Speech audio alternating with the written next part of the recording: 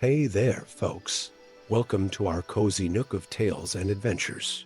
Today, like every episode, we're unlocking the doors of imagination to explore new worlds, meet fascinating characters, and experience unique emotions. I promise to take you on an unforgettable journey through the power of words. So, get comfy, grab your favorite drink, snuggle into that perfect spot, and get ready to lose yourself in a new story. Leave the outside world behind for a while and dive with me into the depths of storytelling. If you enjoy our content and want to support the channel, consider hitting that subscribe button and giving the video a thumbs up. Now, without further ado, let's dive into today's story. In the heart of the ancient realm of Elendriel, where the whispers of the wind carried the songs of ages past, stood the majestic silverleaf tree. Its branches, adorned with leaves that shimmered like starlight, had watched over the elven kingdom for millennia. But on this fateful day, as the first rays of dawn kissed the forest canopy, a shadow fell upon the land. Elindra, her emerald eyes sharp with concern, stood before the silverleaf tree, her slender fingers tracing the bark that now felt cold beneath her touch. Where once magic pulsed like a heartbeat, there was only a faint echo. The young elven archer, her silver hair braided with wildflowers, felt a chill run down her spine as she realized the gravity of what was unfolding. "It cannot be," she whispered, her voice carrying on the breeze to the elven elders who had gathered in solemn silence. "The silverleaf tree is dying." High Priestess Elara stepped forward, her ancient eyes filled with wisdom and sorrow. "The balance of magic wanes, young Elindra. With it, the very essence of Elendriel fades, as if to confirm their fears. A single silver leaf detached from its branch, spiraling down in a dance of light, before coming to rest at Elindra's feet. She knelt, cradling the leaf in her palm, feeling its last whisper of magic. "There must be something we can do," Elindra pleaded, her gaze sweeping across the faces of the elders. Elara's voice was soft but resolute. "There is a legend, passed down through the ages, of a fruit that blooms but once a millennium. The Heartfire fruit, they call it, said to contain the power to rejuvenate even the most ancient of magics." A murmur rippled through the gathering. Elindra's heart quickened. "Where can we find this fruit?" "In the heart of the Shadow Mountain," Elara replied, her voice heavy with the weight of the task. "Guarded by Zephyrus, the last of the great dragons." Silence fell upon the glade. The Shadow Mountains were a place of legend and terror, a realm where even the bravest elven warriors feared to tread. But as Elindra looked upon the withering silverleaf tree, she knew what had to be done. "I will go," she declared, her voice ringing clear in the forest. "I will bring back the Heartfire fruit and save our home." The journey to the Shadow Mountains was perilous, filled with treacherous paths and dark creatures that lurked in the forgotten corners of the world. Elindra's bow sang as she felled beasts that lunged from the shadows, her arrows finding their mark with unerring precision. As she neared the foothills of the imposing mountain range, a storm broke overhead, as if the very sky sought to bar her path. Lightning crackled, illuminating a figure huddled beneath an ancient oak. Elindra approached cautiously, her hand on her bow. "Who goes there?" she called out, her voice barely audible above the howling wind. The figure turned, revealing a stout, bearded face weathered by time and hardship. "Just a weary traveler seeking shelter from this cursed storm," the dwarf grumbled, his dark eyes glinting with a mix of wariness and curiosity. Elindra lowered her bow, but kept her guard up. "What brings a dwarf so far from the mountain halls?" The dwarf's laugh was as rough as gravel. "I could ask the same of an elf venturing so close to the Shadow Mountains. Name's Thorgr, formerly of the Iron Halls." "Formerly?" Elindra questioned, intrigued despite herself. Thorgr's face darkened. "Aye, lass, some secrets are best left buried in the deep places of the earth." As the storm raged on, Elindra found herself sharing the meager shelter with the exiled dwarf. They exchanged tales of their respective journeys, and as the night wore on, an unlikely alliance began to form. "The Heartfire fruit, you say?" Thorgr mused, stroking his beard thoughtful. "I've heard whispers of such a treasure, but two-faced Zephyrus, that's a fool's errand if ever there was one." Elindra's eyes flashed with determination. I have no choice. The magic of Elendil fades. Without the fruit, my people will perish. Thorgr was silent for a long moment, his gaze distant. Finally, he spoke, his voice gruff, but tinged with resolve. Well, lass, it seems our paths are aligned.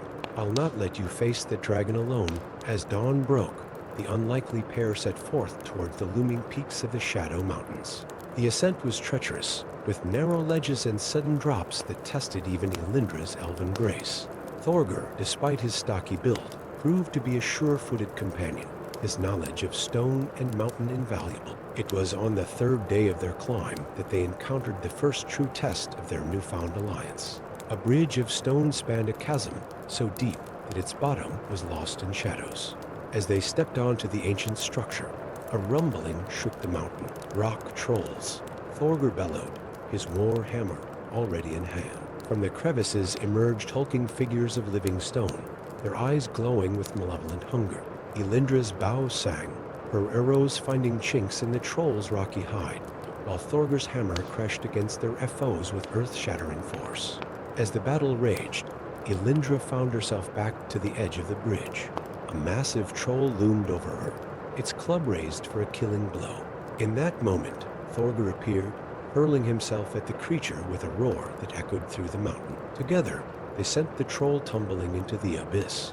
Panting, they looked at each other with newfound respect. Not bad for an elf, Thorgr grinned, blood trickling from a gash on his forehead. You're not so clumsy yourself, for a dwarf, Elindra retorted, a smile playing on her lips. As they continued their ascent, the air grew thin and cold. Snow began to fall, at first gently, then in swirling flurries that threatened to blind them. It was Thorgr who spotted the cave, a dark opening in the mountainside that promised shelter from the storm. Inside, as they huddled around a small fire, Thorgr's face grew solemn. There's something you should know, lass, he began, his voice heavy with the weight of long-kept secrets. I wasn't always an exile. Once, I was the keeper of the Iron Hall's greatest treasure, the heart of the mountain. Elindra listened intently as Thorgr recounted a tale of betrayal and dark magic, of how he had been forced to flee his home when an ancient evil awakened within the heart of the mountain. I've been searching for a way to cleanse it ever since, he concluded, his eyes reflecting the flickering firelight. The heart fire fruit, Elindra breathed, understanding dawning. You believe it could purify the heart of the mountain? Thorgr nodded grimly. Aye, but I fear the price may be too high. The fruit's power could save your silverleaf tree or cleanse my home, but perhaps not both. The revelation hung between them, a shadow as tangible as the mountain itself. As sleep finally claimed them, both elf and dwarf were haunted by dreams of homes in peril and choices yet to be made. The final ascent to Zephyrus's lair was a test of will as much as strength. The very air seemed to resist their progress, and more than once, Elindra found herself reaching out to steady Thorgr, or feeling his strong grip keeping her from a fatal misstep. At last, they stood before a vast cavern mouth, heat rippling the air before them. Well, lass, Thorgr muttered, I don't suppose the dragon might be willing to negotiate? Elindra's retort was cut short as a deafening roar shook the mountain. From the depths of the cavern emerged Zephyrus, last of the great dragons, his scales shimmering with all the colors of flame. Who dares disturb my slumber? The dragon's voice boomed, each word accompanied by a gout of flame. Elindra stepped forward, her voice clear despite her racing heart. Great Zephyrus, we come seeking the heartfire fruit. The magic of our realms fades, and only its power can save our people. The dragon's laughter was like an avalanche. And why should I care for the troubles of elves and dwarves? Your petty kingdoms are but moments in the span of my life. It was Thorgr who spoke next, his voice gruff but unwavering. Because, Almighty One, the balance of the world itself is at stake. If the magic fades, all will suffer, even the great dragons. Zephyrus's eyes narrowed, ancient wisdom warring with draconic pride. Finally, he spoke. Very well. I will grant you a chance to prove yourselves worthy of the heartfire fruit. But be warned, should you fail, your lives will be forfeit. What followed was a test unlike any Elindra or Thorgr had faced before. Riddles that twisted the mind, feats of strength that pushed them to their limits, and finally, a challenge of the heart. Zephyrus presented them with an allusion to paths, one leading to the salvation of Elendil, the other to the cleansing of the Iron Halls. Choose, the dragon commanded, for only one may be saved. Elendil and Thorgr looked at each other, a lifetime of understanding passing between them in a moment. Together, they stepped forward, hands clasped. We choose both, Elendil declared, her voice ringing with certainty. Or neither, Thorgr added, his grip on Elendil's hand tightening. Zephyrus's laughter shook the cavern once more, but this time there was approval in his fiery eyes. Well answered, children of earth and starlight. You have proven yourselves worthy not just of power, but of wisdom. With a gesture, the dragon revealed the heartfire fruit, glowing with an inner light that pulls like a living heart. Take it, Zephyrus rumbled, and use its power wisely. For in your unity, I see hope for all the free peoples of this world. As Elendil and Thorgr emerged from the Shadow Mountains, the heartfire fruit cradled carefully between them. They knew their journey was far from over. The fate of Elendil and the Iron Halls still hung in the balance, and the path ahead was uncertain. But as they looked at each other, elf and dwarf, so different and yet bonded by their shared quest, they felt a spark of hope. For in their unlikeliest of friendships, they had found a strength greater than any magic, the power of unity in the face of darkness. And so, with the first light of dawn breaking over the horizon, Elendil and Thorgr set forth once more, carrying with them not just the heartfire fruit, but the promise of a new age one where the ancient rifts between their peoples might finally begin to heal.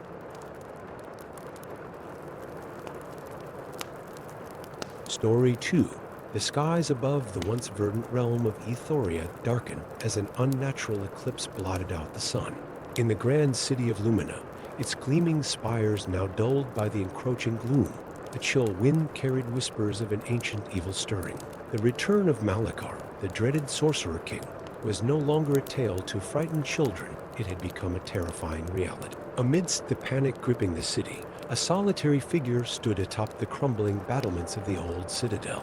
Arion, once a proud knight of the Radiant Order, now with a tattered cloak of disgrace. His steel-gray eyes scanned the horizon, where ominous storm clouds gathered with unnatural speed. As lightning split the sky, illuminating the abandoned streets below, Arion's hand unconsciously moved to the hilt of his sword, a blade that had not tasted battle since that fateful day when honor gave way to shame. The memory of his fall from grace burned as fiercely as the day it happened, a constant reminder of the price of failure. A sudden gust of wind brought with it the scent of decay, and with it a voice that seemed to echo from the stones themselves. Arion, last scion of the fallen house of Valorheart, the voice intoned, ancient and filled with portent. The hour of reckoning is at hand. Startled, Arion whirled around, his blade half drawn. Before him stood a figure shrouded in mist, the Keeper of Prophecies, a being as old as Ethoria itself. The Keeper's eyes, pools of swirling starlight, fixed upon Arion with an intensity that made the disgraced knight want to look away. What reckoning? Arion demanded, his voice hoarse from disuse. I have already been judged and found wanting. The Keeper's reply came not in words, but in a vision that seared itself into Arion's mind. He saw a sword of legend, its blade forged from the heart of a dying star, pulsing with a light that pushed back the encroaching darkness. In the vision, Arion's own hand grasped the hilt, and for a moment, he felt a surge of power unlike anything he had ever known. As quickly as it had come, the vision faded, leaving Arion gasping and disoriented.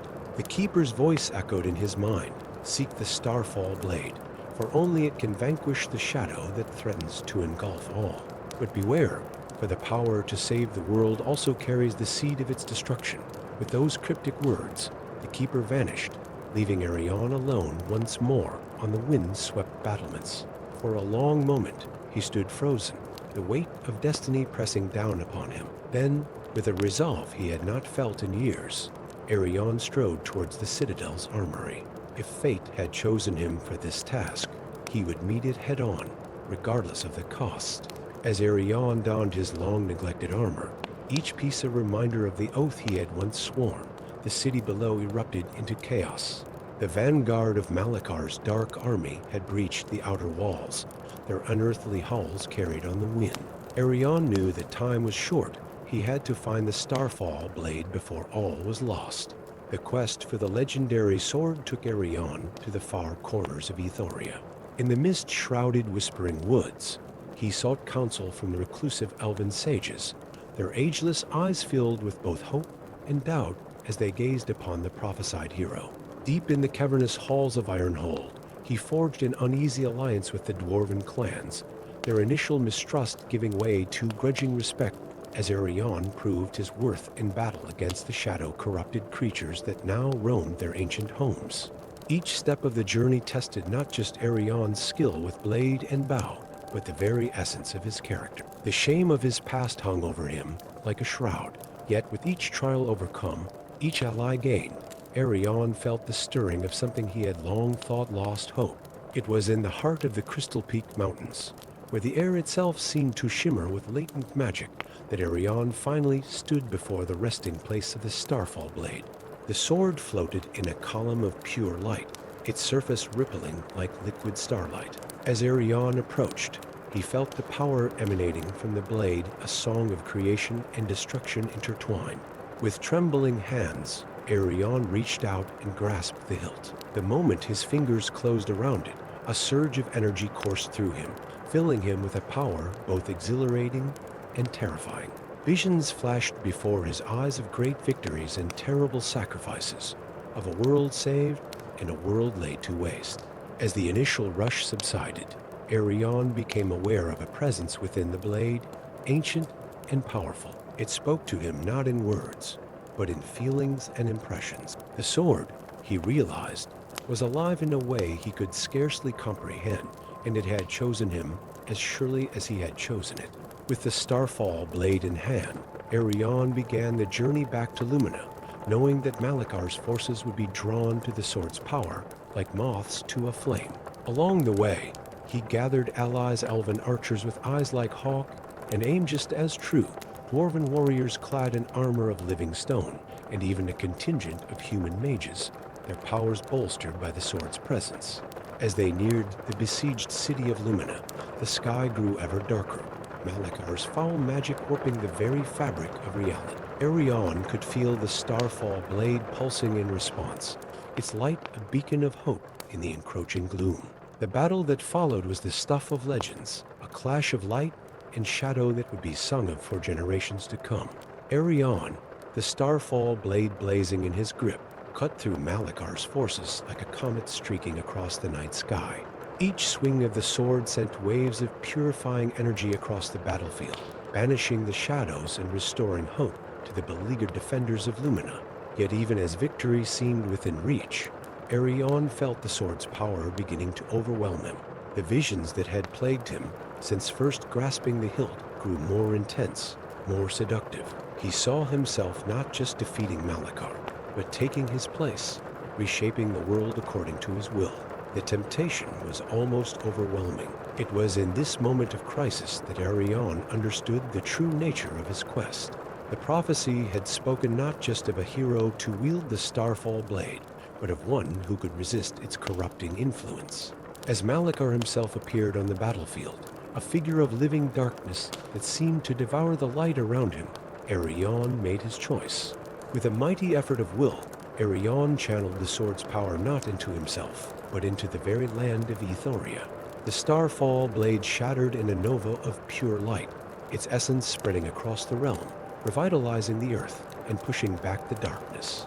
Malakar, caught in the wave of purifying energy, let out a scream of rage and despair as his form dissolved into motes of shadow.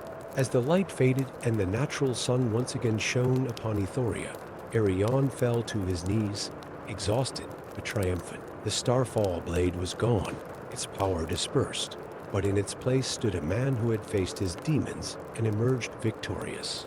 In the days that followed, as Ethoria began the long process of healing, tales of Arion's sacrifice spread throughout the land.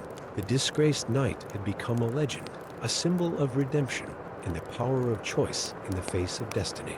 Yet for Arion himself, the greatest victory was not the defeat of Malakar or the saving of Ethoria.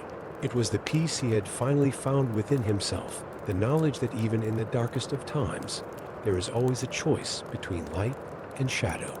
As he stood upon the restored battlements of Lumina, watching the sun set on a free Thoria, Arion smiled, ready to face whatever new adventures the future might hold. Story 3.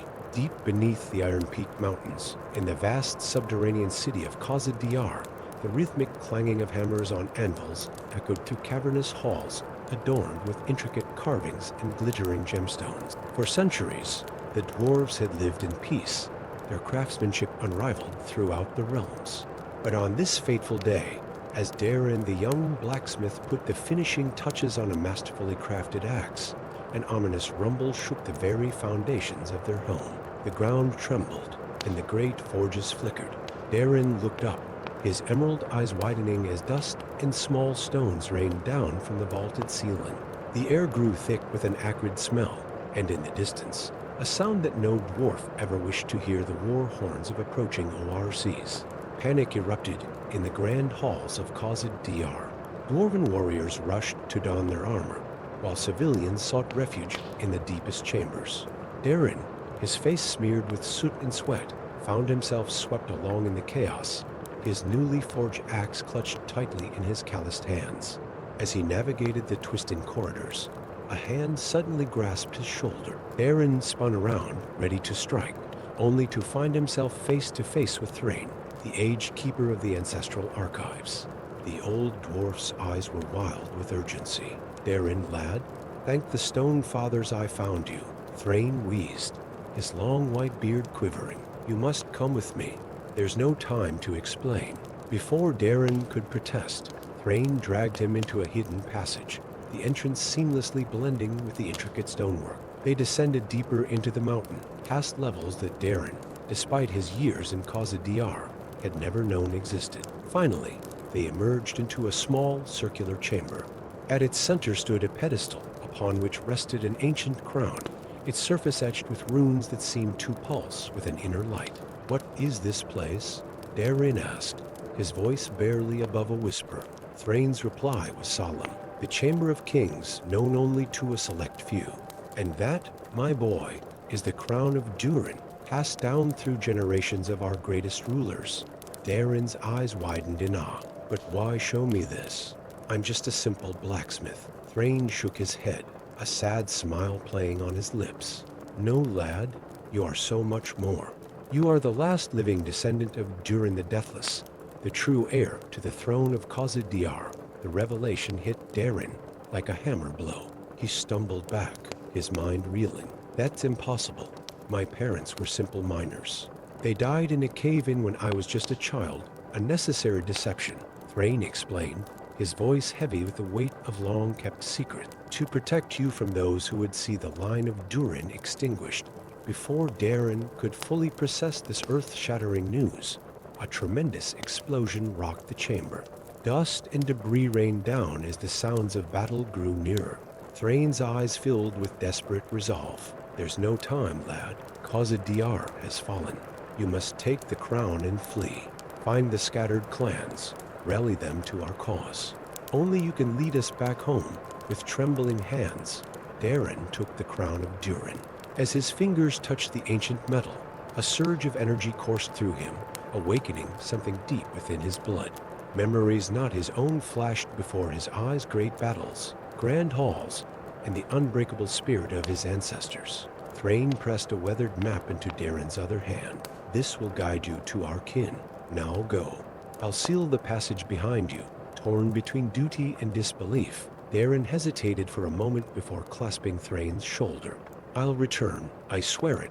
With a heavy heart, Darren fled through a hidden tunnel as Thrain's incantations sealed the entrance behind him. For days, he navigated the lightless passages, the crown of Durin his only companion, its soft glow guiding his way. When Darren finally emerged above ground, he found himself in a world vastly different from the subterranean realm he had known all his life. Towering trees reached for the sky, their leaves a riot of colors he had no names for.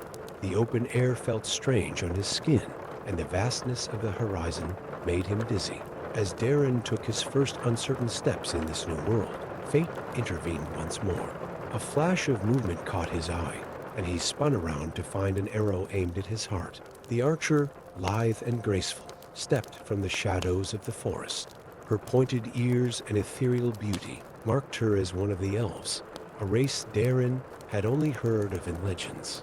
"Who are you, dwarf, and why do you trespass in the realm of Sylvanwood?" the elf demanded, her voice melodious yet sharp with suspicion. Darren, still reeling from the events of the past few days, could only stare in wonder. The elf's eyes narrowed, then widened as they fell upon the crown clutched in Darren's hand. "That craftsmanship. It cannot be," she murmured, lowering her bow slightly. "You carry a relic of the ancient dwarven kings." Finding his voice at last, Darren straightened his back, trying to project a confidence he did not feel. "I am Darren, heir of Durin and rightful king of Khazad Diyar. My home has fallen to a horde of ORCs, led by a dark shaman. I seek aid to reclaim what was lost." The elf regarded him for a long moment, her ageless eyes seeming to peer into his very soul. Finally, she nodded, as if coming to a decision. "I am Lyria, once a mage of the High Council, now exiled for delving into forbidden magics. Perhaps our meeting is not mere chance. Darren of Khazad Diyar. I sense great turmoil in the threads of fate, and so began an unlikely alliance." Lyria, with her vast knowledge of the surface world and her command of arcane arts, became Darren's guide and protector. Together, they traversed treacherous mountain passes and shadowed forests, seeking out the scattered dwarven clans.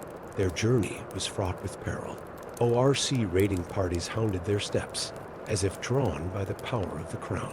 In the misty hollows, they faced a pack of wargs, their slavering jaws snapping at Darren's heels as Lyria's spells lit up the night. Among the ruins of an ancient dwarven outpost, they battled stone golems awakened by Darren's presence, their massive fists threatening to crush the unlikely pair. With each trial overcome, Darren grew not just in skill, but in confidence. The crown's power awakened abilities he never knew. He possessed an innate understanding of stone and metal, the strength to cleave through solid rock, and a voice that could command the very mountain itself. Lyria, too, found herself changed by their quest. The bitterness of her exile softened as she rediscovered purpose in aiding Darren's cause. Her magic, once focused solely on personal power, now flowed in harmony with the ancient dwarven enchantments. As they gathered the scattered clans, a picture began to emerge of the true threat they faced. The ORC shaman who had led the assault on Khazad Diyar was no mere savage, but a wielder of a terrible, corrupting magic. Whispers spoke of an ancient elven curse, a backlash from a long-forgotten war between their races. The final piece of the puzzle fell into place in the fire-lit hall of Clan Ironfist, as Darren rallied the gathered dwarves with words that echoed those of his ancestors. Lyria's eyes widened in sudden realization. The crown of Durin, she breathed, her voice barely audible over the cheers of the assembled warriors. It's not just a symbol of rulership. It's the key to breaking the curse that empowers the ORC shaman. Darren turned to her, his face etched with determination. Then we know what must be done. We return to Khazad Diyar, not just to reclaim our home, but to end this threat once and for all. The march back to Khazad Diyar was a sight to behold. Dwarven clans that had been at odds for generations now marched as one, their axes and hammers gleaming in the sunlight. At their head rode Darren, the crown of Durin shining upon his brow, with Lyria at his side, her staff crackling with arcane energy. The battle that followed would be sung of for ages to come. The united dwarven army crashed against the Orcish horde, like a tidal wave of steel and stone. Darren, his ancestral axe singing with each swing, carved a path straight to the heart of the enemy forces. In the grand throne room of Khazad Diyar, Darren finally came face to face with the ORC shaman. The creature was a twisted mockery of life, its flesh warped by dark magic, its eyes burning with hatred. As they clashed, the very mountain seemed to tremble. The shaman's corrupt magic battled against the pure power of the crown of Durin. Lyria, her voice rising in an ancient elven incantation, wove a spell to contain and redirect the chaotic energies. In the end, it was not might of arms or magic that decided the day, but the unbreakable will of Darren, heir of Durin. With a final mighty blow, He shattered the shaman's staff, releasing a blinding explosion of light that washed over all of Khazad-dûr. When the light faded, the ORC army was in disarray, their dark master vanquished.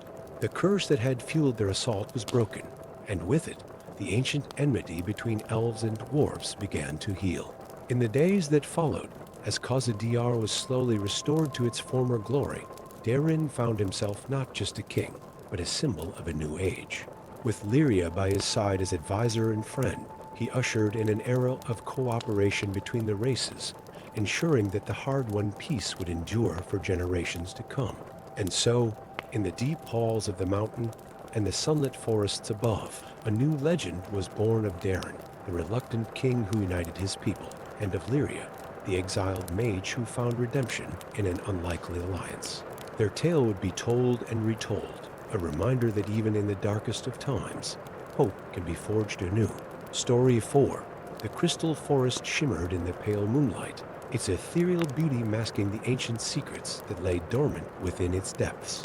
Amidst the luminescent foliage and whispering branches, a young elven mage named Elinder trod carefully, his silver hair gleaming like starlight as he made his way through the enchanted wood.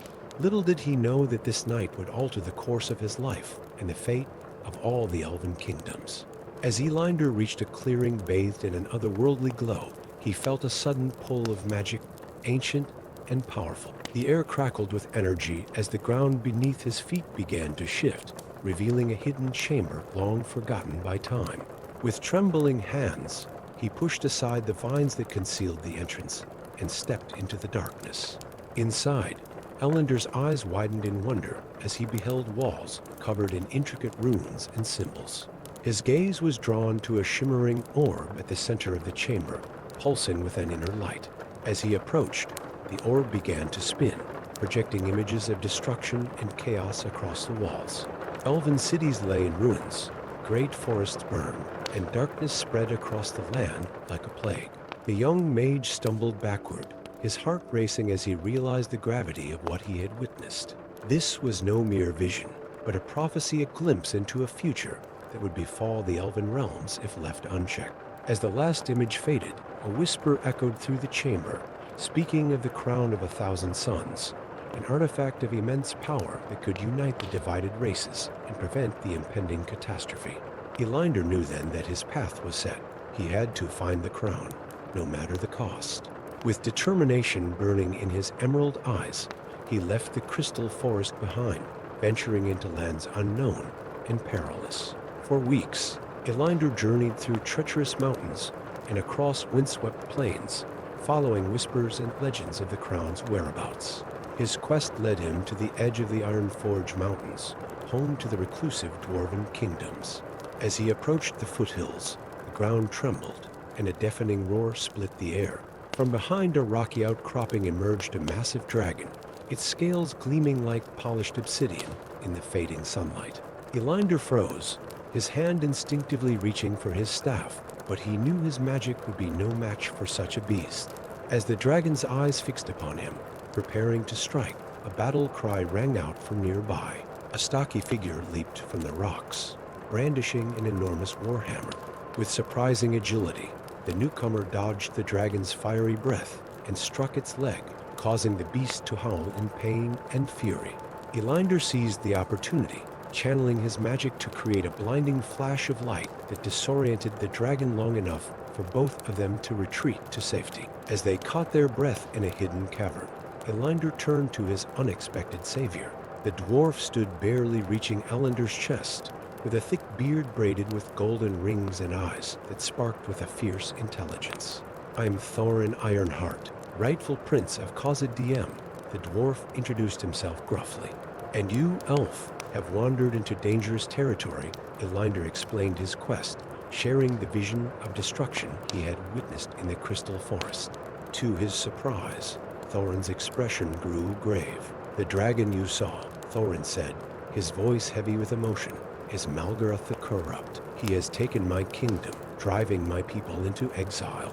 I have sworn to reclaim our home and slay the beast, but I lacked the means to do so.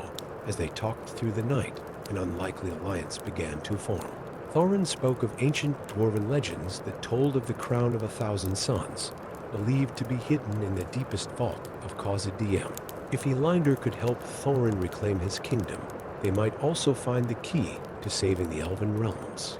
Dawn broke over the Ironforge Mountains as elf and dwarf set out together, an unlikely pair bound by a common goal. Their journey took them through hidden dwarven paths, long forgotten by the outside world. Elendar marveled at the intricate stonework and complex mechanisms that opened secret passages and bridged bottomless chasms. As they delved deeper into the mountain, Thorin shared tales of his people's glory and their fall to Malgaroth's tyranny. Elendar, in turn, spoke of the wonders of the elven forests and the growing shadows that threatened their borders. Despite centuries of mistrust between their races, a friendship began to blossom, forged in the fires of adversity and mutual respect. Their progress, however, did not go unnoticed. Malgaroth's minions, corrupted creatures that once called the mountain home, harried their every step.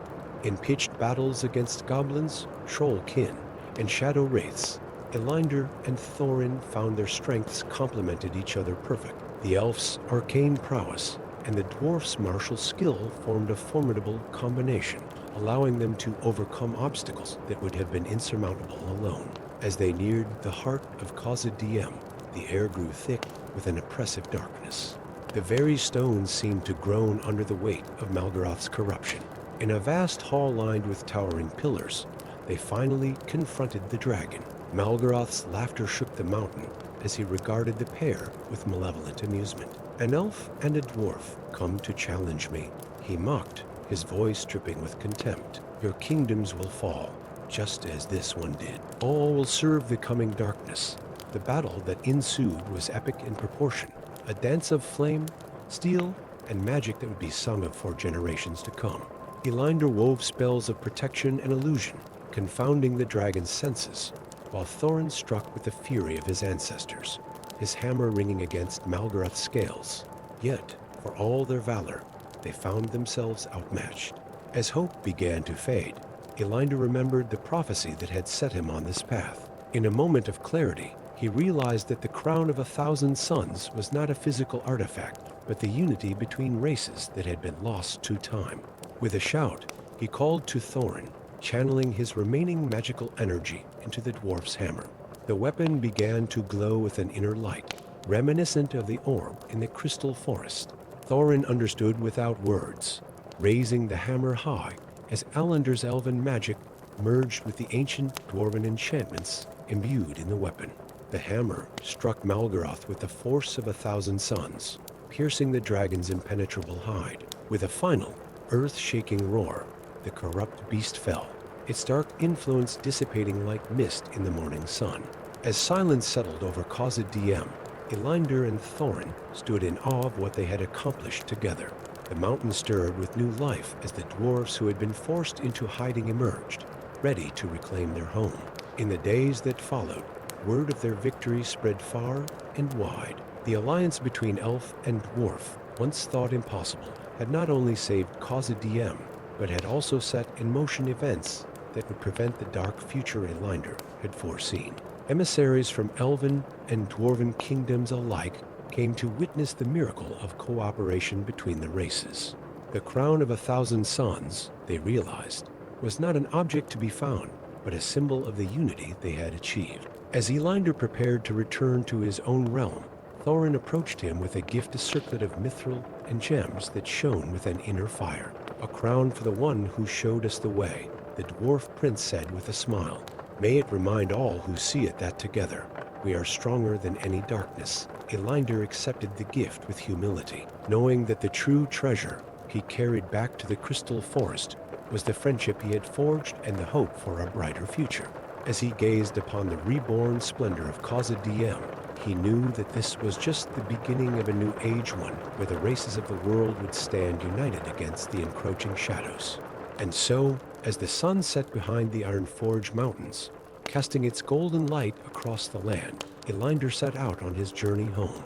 He carried with him not just a crown of metal and stone, but the crown of 1,000 suns, the unbreakable bond between elf and dwarf, a light to guide them through the darkest of times.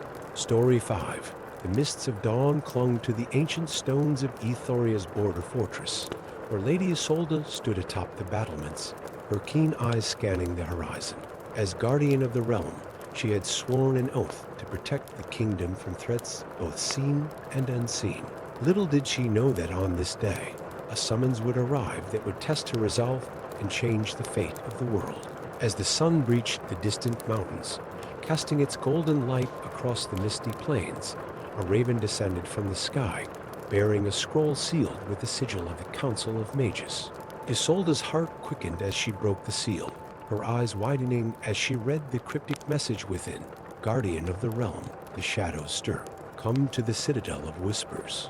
Time wanes, and the world's fate hangs in the balance. Without hesitation, Isolde donned her enchanted armor, its silvery surface catching the morning light. She mounted her loyal steed, Shadowmane, and set off towards the mystical citadel, leaving her trusted lieutenants to guard the border in her absence.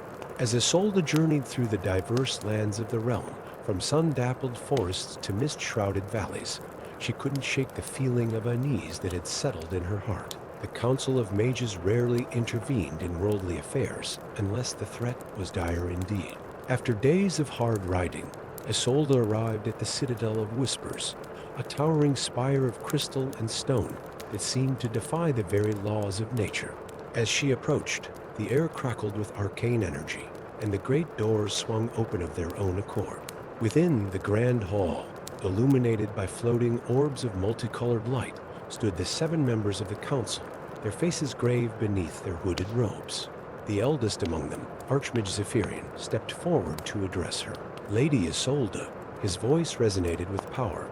We have summoned you because an ancient evil stirs. The curse of shadows, bound millennia ago, threatens to break free. If it does, an army of darkness will be unleashed upon our world, bringing about an age of eternal night. Isolde's hand instinctively tightened on the hilt of her sword. How can this curse be stopped? She asked, her voice steady despite the weight of the revelation. Archmage Zephyrian waved his hand, and an image appeared in the air before them, a magnificent sword, its blade etched with runes that seemed to pulse with an inner light. The Sword of Dawn, he explained, was used to bind the curse of shadows. But in the final battle, it was shattered into 3 fragments, each hidden in a different realm for safekeeping. You must recover these fragments and reforge the sword before the next blood moon, when the curse will be at its strongest.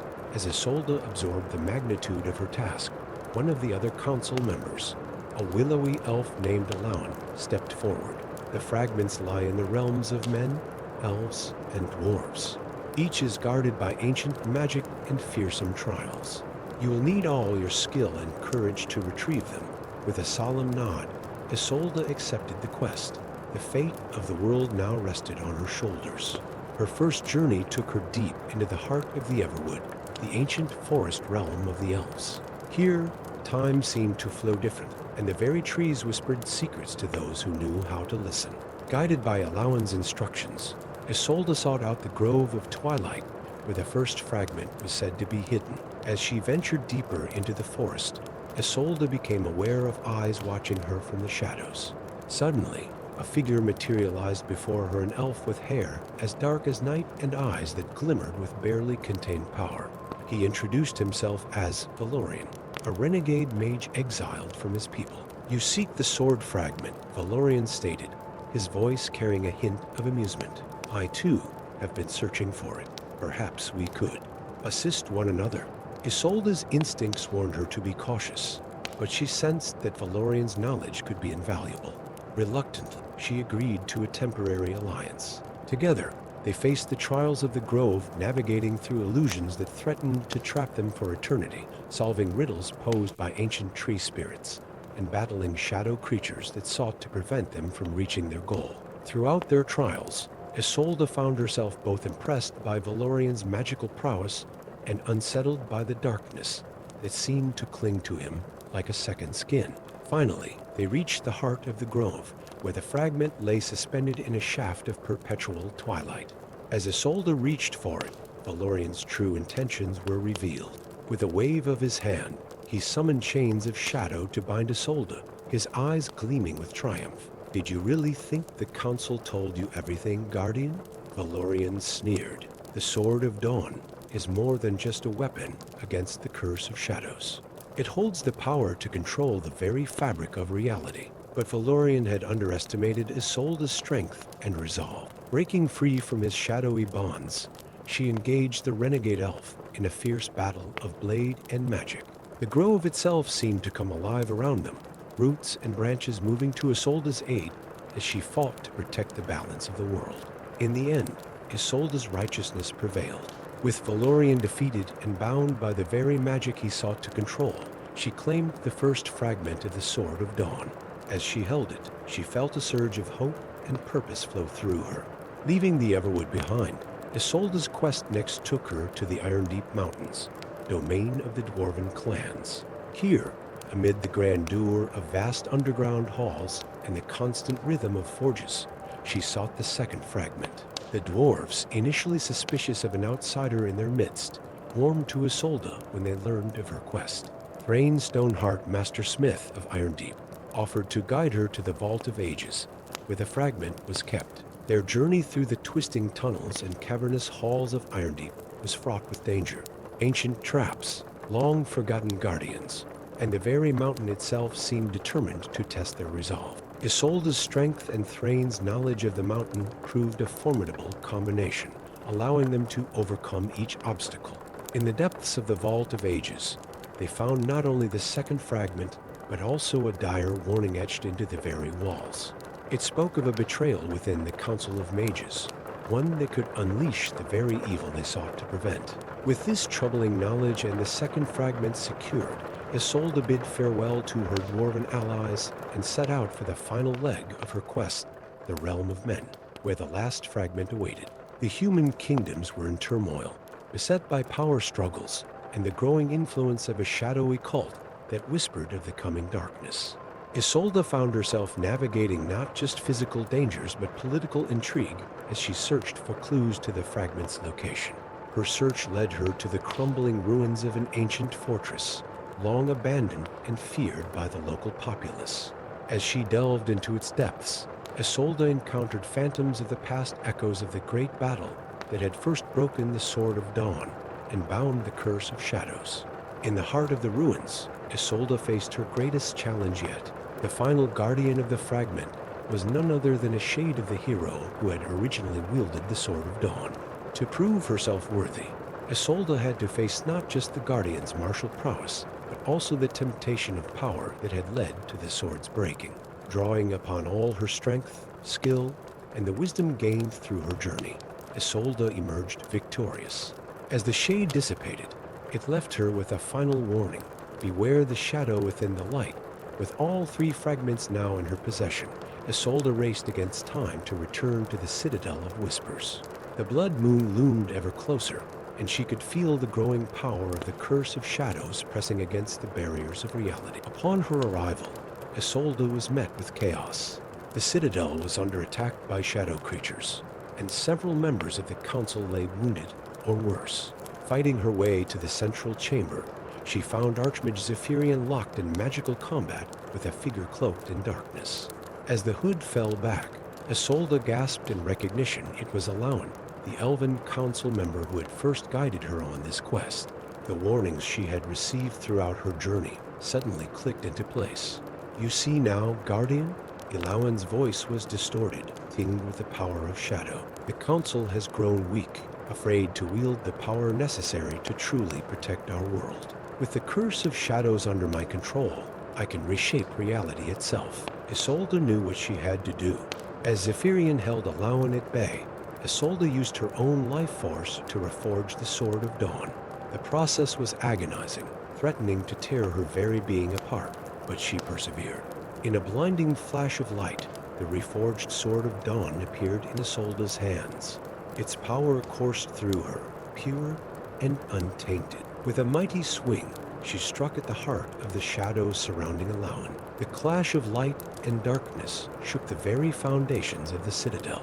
When the dust settled, Alaun lay defeated, the corrupting influence of the shadows purged from her being. The curse of shadows, without a vessel to anchor it to the world, dissipated like mist before the dawn. As the surviving members of the council gathered around her, Isolde realized that her journey was far from over. The world had changed, and new challenges would arise. But with the Sword of Dawn in hand, and the wisdom gained from her quest, she was ready to face whatever the future might bring. And so, as the first rays of a new dawn broke over the horizon, Isolde stood atop the citadel of whispers, guardian not just of a realm, but of hope itself. The curse of shadows had been broken, but eternal vigilance would be the price of continued peace. It was a price Isolde was willing to pay for as long as she drew breath. Story 6. In the twilight realm of Elendria, where ancient forests whispered secrets to the stars, a young elf named Elendel stood at the precipice of destiny. Unbeknownst to him, the blood of forgotten kings flowed through his veins, carrying with it a power that had slumbered for millennia. As the first rays of dawn kissed the silver leaves of the whispering woods, Elendel's world would change forever. The air crackled with an unseen energy as Elendel made his way through the forest, each step leaving a faint luminescent footprint in his wake. He had always felt different from his kin, but today, the very essence of the world seemed to resonate with his heartbeat. As he reached a clearing bathed in ethereal light, a sudden surge of power coursed through his body, causing him to cry out in both pain and exhilaration. Brilliant tendrils of azure energy erupted from his fingertips, weaving intricate patterns in the air around him. The ancient trees of the whispering woods bent towards him, their leaves rustling with excitement as if recognizing a long-lost friend. Elendel gazed at his hands in wonder and trepidation, realizing that the legends of his people's past had come alive within him. But such power never goes unnoticed. In the dark tower of Shadowspire, deep within the blighted lands, the immortal tyrant Malefin stirred from his throne of twisted obsidian. His eyes, pools of perpetual darkness, flickered with malevolent interest as he sensed the awakening of an ancient power. With a gesture, he summoned his most trusted lieutenants, shadowy figures whose very presence seemed to drain the light from their surroundings. "Find this wielder of the old magic," Malefin commanded, his voice a chilling whisper that echoed through the cavernous hall. "Bring them to me, or extinguish their light forever." As Elendel grappled with his newfound abilities, whispers of his power spread through the hidden realms of Elendria. Bounty hunters and dark creatures alike set out in pursuit, drawn by the promise of reward or the allure of such potent magic.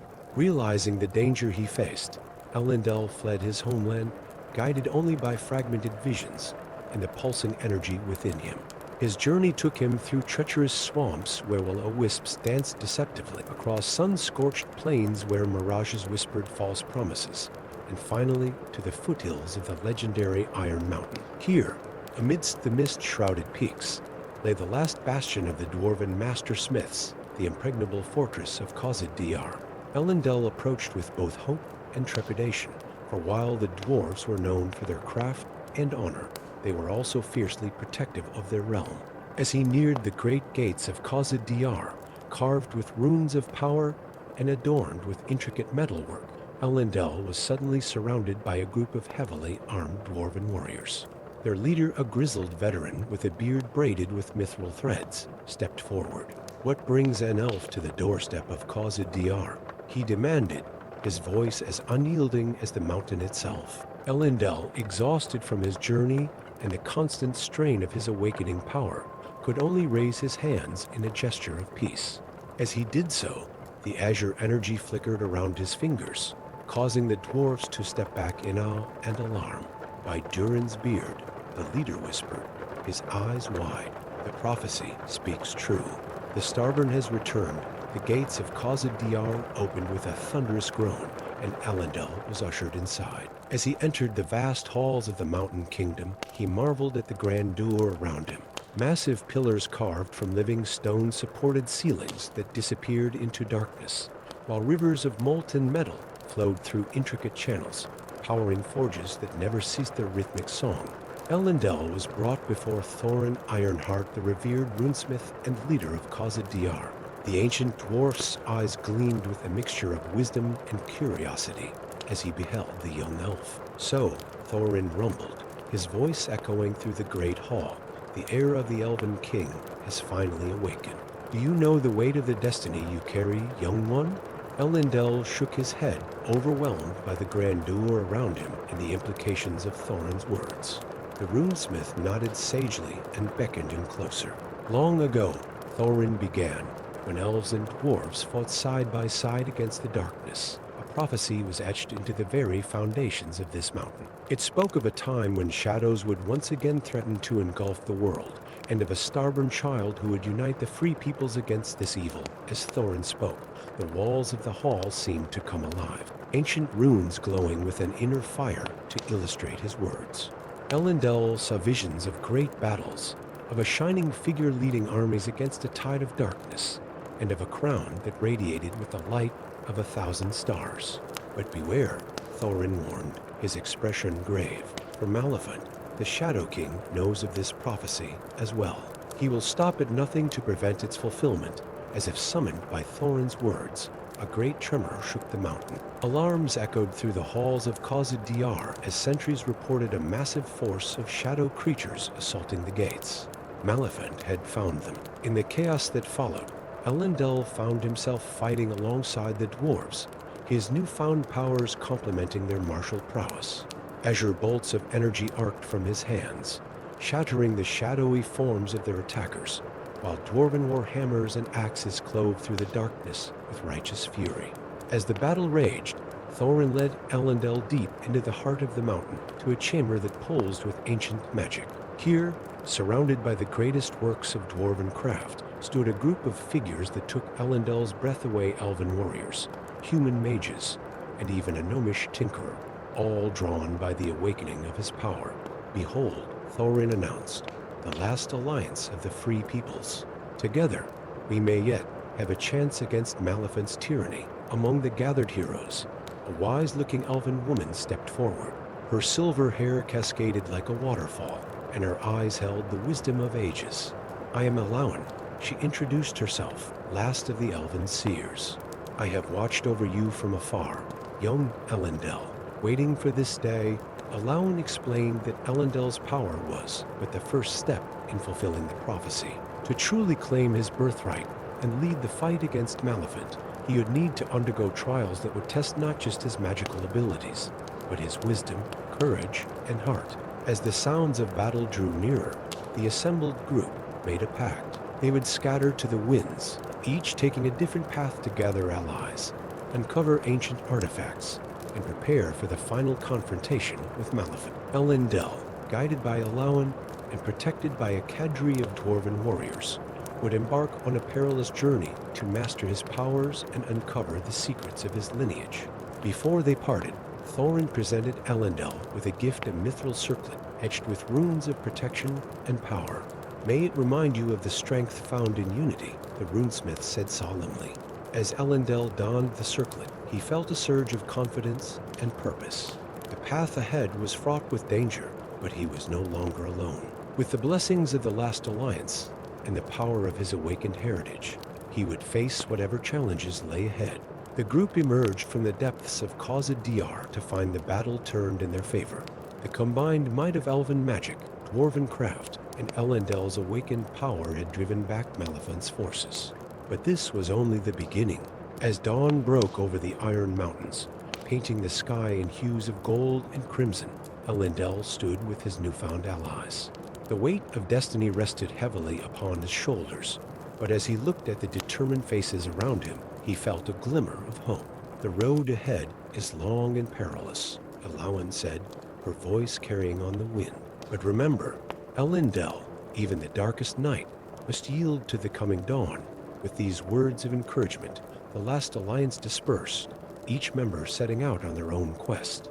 Elendil, with Elauan at his side and the dwarven warriors at his back, took his first steps on the path that would lead him to his destiny. As they descended the mountain paths, Elendil cast one last look at the imposing gates of Khazad Diyar. He silently vowed to return one day, not as a refugee seeking shelter, but as the leader prophesied to bring light to the darkness. The azure energy pulsed within him, a constant reminder of the power he carried and the responsibility that came with it. And so, the quest to reclaim the elven throne and vanquish the immortal tyrant began. with hope kindled in the heart of the Iron Mountains and carried forth by an unlikely alliance. The fate of Elindria now rested in the hands of Elendil, the last heir of a forgotten dynasty, and the free peoples who dared to stand against the encroaching shadows. Story 7. In the shattered realm of Ethoria, where islands of earth drifted lazily through an endless sky, young Eamon stood at the edge of his floating home, the island of Cloudrest. His eyes, the color of storm-tossed seas, gazed out at the vast expanse of swirling mists and distant land masses. The sun's rays painted the clouds in hues of gold and pink, a beautiful sight that belied the tragedy that had befallen this once unified world. Eamon's fingers absently traced the spine of an ancient tome tucked under his arm, a grimoire he had discovered hidden in the depths of his master's library. Its pages whispered of secrets long forgotten, of a time before the great sundering had torn the world asunder. As the apprentice mage turned to head back to the towering spire that housed the Academy of Celestial Arts, a tremor shook the island. Eamon stumbled, his heart racing as he watched cracks spider across the cobblestone street. This was no ordinary quake. The magic holding Cloudrest aloft was failing. In the chaos that ensued, as citizens ran for shelter and mages scrambled to reinforce the floating spells, Eamon found himself drawn to the Academy's forbidden archives. There, bathed in the eerie glow of arcane lantern, he feverishly pored over the grimoire's cryptic text.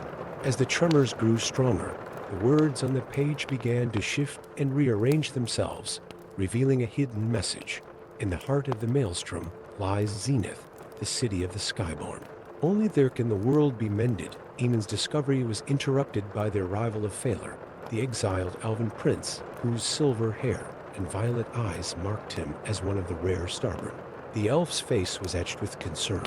"We must evacuate," Folklore urged, his melodic voice tinged with urgency. "The island's core is destabilizing." But Eamon, his eyes alight with the fervor of revelation, shook his head. "No, I've found it the key to saving not just Cloudrest, but all of Ethoria." Before Folklore could respond, another figure burst into the archive. Gimli, a dwarven artificer, whose intricate mechanical arm whirred and clicked as she moved. Her face, framed by fiery red braids, was smudged with soot and grease. "Whatever you two are plotting, make it quick," Gimli growled. "I've rigged up a skyship, but it won't hold for long in this chaos." As Eamon hurriedly explained his discovery, the unlikely trio made their way through the crumbling halls of the Academy. Outside, Gimli's creation awaited, a marvel of dwarven engineering and elven enchantment, its sails shimmering with arcane sigils. No sooner had they boarded than Cloudrest gave a mighty lurch. Great chunks of earth broke away, plummeting into the misty abyss below. As Gimli coaxed the engines to life with a string of colorful dwarven curses, Eamon and Folklore combined their magic to create a shield around the ship. They lifted off just as the last remnants of Cloudrest disintegrated, the island's death throes sending shockwaves through the air. Eamon watched, heart heavy, as his home vanished into the swirling mists. But there was no time for mourning. Their quest had only just begun.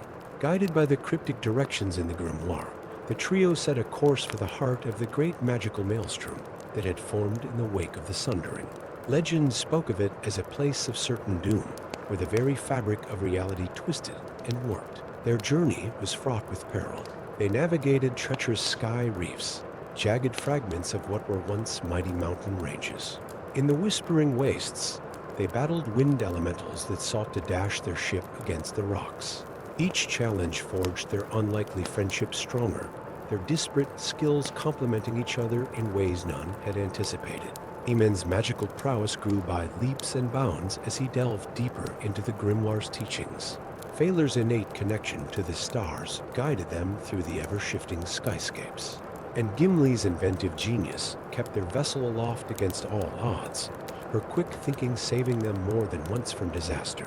As they neared the maelstrom's edge, they encountered other sky-faring vessels, refugees, pirates, and adventurers, all drawn by rumors of salvation or profit. From them, the trio learned of a dark conspiracy brewing in the scattered realms of Ethoria. A council of renegade archmages, it was said, sought to harness the chaotic energies of the maelstrom for their own ends. They cared not for the restoration of the world, but only for personal power and dominion over what remained.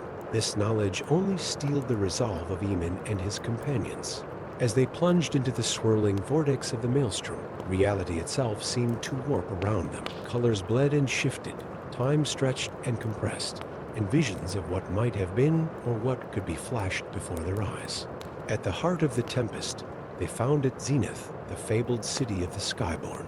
It hung suspended in a bubble of calm, its spires of crystal and cloudstone defying the chaos that raged around it. But as they drew closer, they saw signs of corruption, dark tendrils of malevolent magic snaking through the once pristine streets. Landing their battered skyship in a deserted plaza, the trio was met with an eerie silence.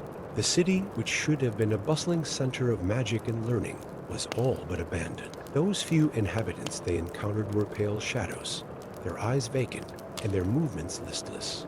In the central citadel, they found the source of the corruption, the renegade archmages, their forms twisted by the dark magics they sought to control. At the center of their ritual stood an artifact of immense power, the Nexus Stone, said to be a fragment of the world's heart itself. The battle that ensued was epic in scale, magic clashing against magic as reality itself buckled and warped around them. Eamon called upon every spell in the grimoire, his power amplified by Phalar's stubborn heritage. Gimli's inventions wreaked havoc among the enemy ranks, her mechanical constructs dancing to the tune of gears and steam. As the fight reached its climax, Eamon realized the true purpose of their quest. The Nexus Stone was not just a source of power, it was the keystone that could reconnect the sundered world. But to activate it required a sacrifice, a binding of the three great races of Ethoria. In that moment of clarity, Eamon, Phalar, and Gimli joined hands, their combined essence, human ingenuity, elven grace, and dwarven fortitude flowing into the Nexus Stone. The artifact pulsed with blinding light, sending out waves of restorative magic that washed over Zenith and beyond. The renegade archmages, their dark rituals disrupted, were consumed by the very forces they sought to control. As the light faded, Eamon and his friends found themselves forever changed, their forms translucent and starry, new guardians of the reborn world. From the highest spire of Zenith, they watched in awe as the sundered lands of Ethoria began to drift back together. Slowly but surely, the world was mending, magic and nature working in harmony to heal the wounds of the past. As dawn broke over the newly unified realm, Eamon reflected on the incredible journey that had led them to this moment. From a humble apprentice to a savior of worlds, he had discovered strengths he never knew he possessed. But more importantly, he had found true friendship and purpose in the most unlikely of companions. The tale of Eamon, Phalar, and Gimli would be told for generations to come, a story of courage, sacrifice, and the power of unity in the face of overwhelming odds. And in the restored halls of Zenith, now a beacon of hope and learning for all the peoples of Ethoria, their legacy would live on, a testament to the indomitable spirit of those who dared to dream of a better world.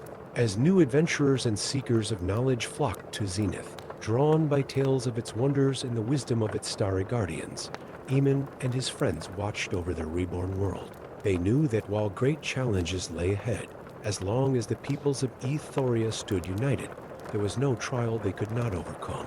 And so, in the skies above and the lands below, a new age dawned, an age of discovery, of healing, and of hope eternal. Story 8, in the ethereal realm of Alfheim, where sunlight danced through leaves of emerald and gold, an unnatural chill crept through the eternal summer. Frost etched delicate patterns on ancient bark, and the melodious songs of birds gave way to an eerie silence. At the heart of the elven capital, Lumindale, Queen Arianwen stood before the crown of the four seasons, her face a mask of concern. The crown, a masterpiece of elven craftsmanship, gleamed atop a crystal pedestal. Its circlet of mithril was adorned with four exquisite gemstones, a diamond for winter, an emerald for spring, a ruby for summer, and a topaz for autumn. For millennia, it had maintained the delicate balance of nature throughout Alfheim. As Arianwen reached out to touch the crown, she recoiled. The gemstones, once pulsing with vibrant magic, were dull and lifeless. In that moment, a bone-chilling wind swept through the chamber, extinguishing the ethereal lights and plunging the room into darkness. When the lights flickered back to life, the crown of the four seasons was gone. Panic spread through Lumendale like wildfire. As the stolen crown's magic faded, winter tightened its grip on the land. Rivers froze, crops withered, and the very life force of Alfheim began to wane. In this hour of desperation, Queen Arianwen turned to an unlikely hero, Eowyn, a half-elven ranger whose mixed heritage had made her an outcast among both elves and humans. Eowyn stood before the queen, her mismatched eyes one leaf green, the other storm gray, meeting Arianwen's gaze without flinching. "You alone have the skills to track the crown beyond our borders," the queen declared, her voice heavy with the weight of her request. "Will you undertake this quest?" Eowyn Windwalker. Eowyn's hand instinctively tightened on her bow. For years, she had longed for acceptance among her mother's people. Now, that chance was before her, but at what cost? "I will," she answered, her voice steady despite the turmoil in her heart. And so, Eowyn set out from Lumendale, following the faint traces of magic that lingered in the crown's wake. Her journey took her through the once lush forests of Alfheim, now blanketed in snow, past frozen waterfalls that stood silent as glass, and across icy plains where the wind howled with unnatural fury. As she neared the border of Alfheim, Eowyn encountered others fleeing the advancing winter elves, humans, and even a few dwarves, all seeking refuge from the cold. From them, she gleaned rumors of dark forces gathering in the east, of ancient magic stirring in long-forgotten places. Her path led her to the foot of Mount Erebor, the mightiest peak in all the realm. Here, the trail of the crown grew stronger, pulsing with a magic that made Eowyn's elven senses tingle. But as she began her ascent, she realized she was not alone. From the shadows emerged Thorin, a dwarf whose intricate armor and fierce demeanor marked him as a warrior of renown. His eyes narrowed as he regarded Eowyn. "So, the elves send a half-breed to do their dirty work," he growled, his hand resting on the haft of his warhammer. "Turn back, ranger. The secrets of Erebor are not for your kind."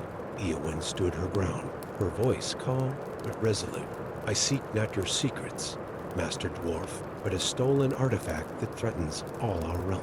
The crown of the four seasons has been taken, and winter eternal creeps across the land." Thorin's eyes widened at her words. "The crown of the four seasons? Impossible. That relic has been lost for centuries." As they argued, the mountain itself seemed to stir.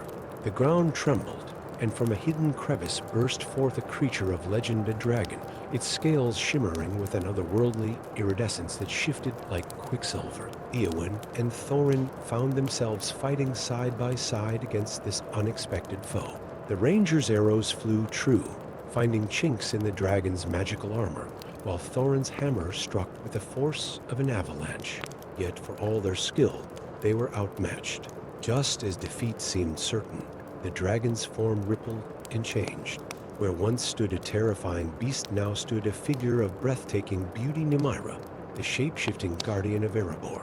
"You have proven your worth," Nymaera declared, her voice echoing with ancient power. "Few can stand against a dragon. Fewer still would do so to protect realms not their own. Come, for the answers you seek lie within the mountain's heart." Led by Nymaera, Eowyn and Thorin delved deep into Erebor's hidden halls. There, in a chamber that pulsed with primordial magic, they discovered the truth behind the crown's theft and a conspiracy that threatened to reshape the very fabric of their world. The crown of the four seasons, Nymaera revealed, was but one of four great artifacts created at the dawn of time to maintain the balance between the realms of elves, humans, dwarves, and the primal forces of nature. An ancient prophecy spoke of a time when these artifacts would be reunited, granting unimaginable power to whoever controlled them. But such power was never meant for mortal hands, Nymaera warned, her eyes flashing with inner fire. Already, the disharmony caused by the crown's removal wreaks havoc across the lands. If the other artifacts are taken, the very world may tear itself apart. With growing horror, Eowyn and Thorin realized the magnitude of the threat they faced. A cabal of renegade mages drawn from all races sought to gather the artifacts and reshape reality itself according to their twisted vision. Their mission now clear, the unlikely trio set out to recover the crown of the four seasons and prevent the other artifacts from falling into the wrong hands. Their quest would take them from the icy peaks of Erebor to the storm-tossed coasts of the human kingdoms, from the fiery forges of the dwarven undercities to the primordial groves of the deepest forests. Along the way, they gathered allies Finn, a roguish human bard whose songs held more power than mere entertainment, Galadriel, an elven archmage whose wisdom spanned ages, and Brock, a dwarven runesmith whose enchantments could bind the very elements. Each step of their journey tested not just their strength and skill, but the bonds of trust between races long divided. Eowyn, caught between worlds, found herself uniquely suited to bridge these ancient divides. Her human adaptability complemented her elven grace, while her outsider's perspective allowed her to see solutions others missed. The final confrontation took place in the heart of a maelstrom, where the boundaries between realms had worn thin. There, Eowyn and her companions faced not just the renegade mages, but the unleashed power of the artifacts themselves. As reality buckled and warped around them, Eowyn realized that the true test was not of strength, but of unity. The artifacts, she understood, were never meant to be wielded by any one race, but to be shared among all. In a moment of desperate inspiration, Eowyn called upon the heritage of both her bloodlines. Her elven grace and human determination combined, creating a harmony that resonated with the artifacts. One by one, her companions added their own essences: dwarven steadfastness, human creativity, elven wisdom, and the primal magic of shapeshifters. The resulting surge of power was blinding in its intensity. When it faded, the renegade mages were gone, their ambitions turned to dust. The artifacts, no longer bound by physical form, had become part of the very fabric of the world, their magic flowing freely between all realms.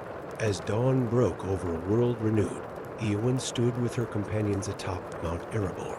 Below, they could see the winter snows receding, new life bursting forth in a celebration of spring.